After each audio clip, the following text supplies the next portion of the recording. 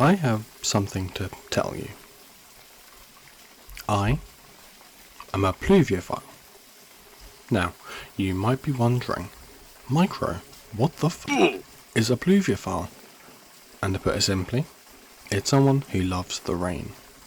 Or, as pluviophile.com better puts it, a pluviophile is a lover of rain, someone who finds joy and peace of mind during rainy days. Now this fits me exactly down to a T. I have for almost forever absolutely loved it when it rained. As a kid, I'd sometimes wake up in the morning hoping and praying that it was raining, or at the very least cloudy, because I just hated the sunny weather so much. I have since grown out of that luckily, but I still prefer a good rainy or cloudy day. I think that there is something very pretty and beautiful about the rain, whether it's the patter of rain on my window, the smell, or even the way the clouds look. It just makes me feel good, you know? I know that might be a bit of an unpopular opinion, but I just love the rain that much. So, with that weird section out of the way, here's my review. Enjoy. Pluviophile is a funny little game to me. It came at a very good time. It was 2022 and we were all amongst a worldwide lockdown, and I was bored and stressed. So, imagine my surprise when I found an indie game developer called, sorry if I mispronounce this, Tonguch Bordeaux, who made a game specifically for people who love the rain. For Pluviophiles. I bought it almost instantly, as it was only about 80p, and I wanted to play it this badly. When it comes to his games, Tonguch is a one-man band, and he has gone from walking sims to horror games and now to a zombie survival game, and I completely understand how difficult it is to create anything creative, really. I mean, I've done multiple years of uni studying filmmaking and editing, so I know that creating anything takes blood, sweat and tears. And I'm just continuously impressed by Tonguch as he really does everything on his own. I myself have tried creating games before on the Unity engine, and let me bloody say, you have to basically learn a whole new language to do it, which is C#. So honestly, I applaud Tonguch for this hard work. He's got multiple games under his belt, all of which he's done by his own, so really he deserves some sort of award, because it really is very difficult to create games.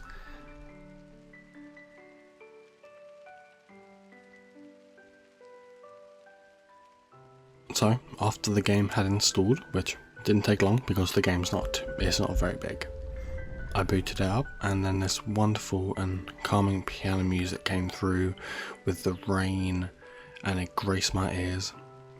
Puna Karabash is the composer of the game, and she does a really good job. She also did the music for Pluviophile, which is another one of Tonguch's game about snow. Here's some of my standouts personally.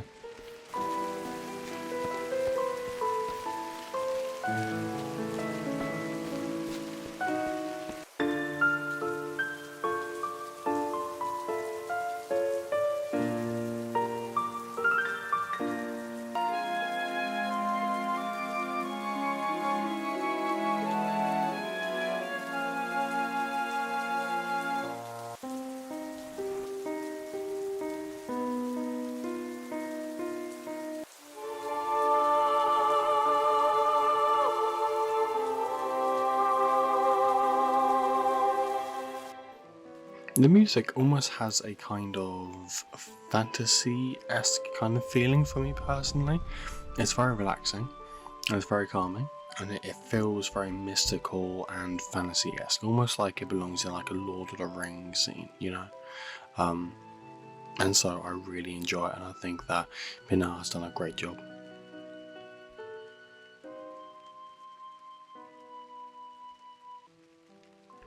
Now, the main gameplay loop comprises of some very light puzzle mechanics which aren't too difficult.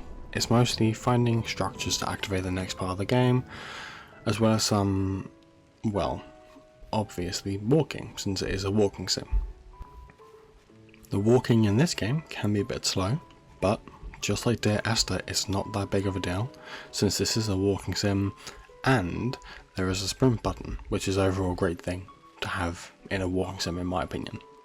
I rarely ever just walk in walking sims. If there's an option to run, I'll run. But that's probably because I have the attention span of a slice of toast and I'm extremely impatient.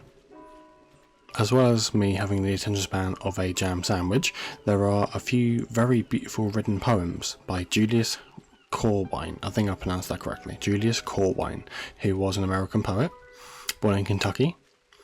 The poem itself is called Rain in the Woods from 1901, and it adds so much to the game. So you not only have some amazing and great music and a really relaxing atmospheric game, but some really great poetry as well. The game has got some very, and I really mean very, slight issues in it. It's mostly trees appearing and disappearing, that's all I could find, but that's probably more of an FOV issue to be honest, rather than a coding issue. But again, I cannot really fault any of Tonguchi's games because he creates them obviously by himself with love and by his hand, so I feel like if I did complain too much I'd be doing him and his work a disservice, so it's not too bad. I didn't really even notice it anyway when I was in the game. I was too immersed in the actual game itself and the controls and the atmosphere that I didn't pay attention to that, you know. So while there was that issue, it wasn't even really that much of a problem to me anyway. It could be for some other people, but it wasn't game breaking. It was just a little visual bug here and there, but once again I didn't notice it, so yeah. But in my opinion, there is beauty in simplicity and games that don't take themselves too seriously. You know, games that does show flaws and that aren't completely perfect and squeaky clean, you know, almost corporate. It shows there is a human side to these games and developments, and it shows that real people made this game, because as we all know, humans do sometimes make mistakes, and that is okay. Especially in the age of AI and digital lives and phones and all sorts of social media, being human is even more important now than it has ever been before in our lifetime, and probably never will be. Except for AAA games, which very obviously have the massive budgets and numbers to complete a game that has no bugs in. I'm looking at you, EA and Ubisoft, fix your shit.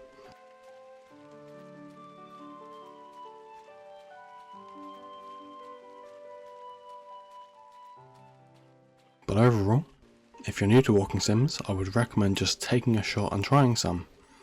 That is what I've done for many games and for many genres like Souls-likes, extraction shooters, horrors, first-person shooters, battle royale, all sorts really. Just by going, just trying a few and seeing which click. So, I truly believe that there is something for everyone in walking sims. Whether you want something more story-driven, like What Remains of Edith Finch and Gone Home, or something that's more mysterious and thriller-like and got a bit more crime in it, like The Vanishing of Ethan Carter, or The Payne Street Killings. But obviously, and I say this every video, walking sims are not going to be for everyone, and that's fine, that is okay. But for fans who do enjoy walking sims and the rain, or maybe even poetry, I'd recommend picking this one up on Steam. It goes on sale pretty regularly as well, so there's no reason not to try this really. But this game, and developer, has become one of my favourites for walking sims now.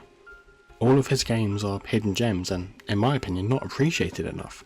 So I implore you to check it out for yourself, check his work out, and maybe give him some positive words in a review. And please check out Pluviophile, as it is easily his best game in my opinion, and it's the one that means the most to me. Thank you so much for watching. I hope that you enjoyed this video, and check out some of my other videos here for similar content. If you enjoy this type of video, then I reckon you'll like some of these. As always, I really appreciate your time, and I hope you have a nice rest of your day, evening, or whenever you are. Take care, and I'll see you soon. Bye bye.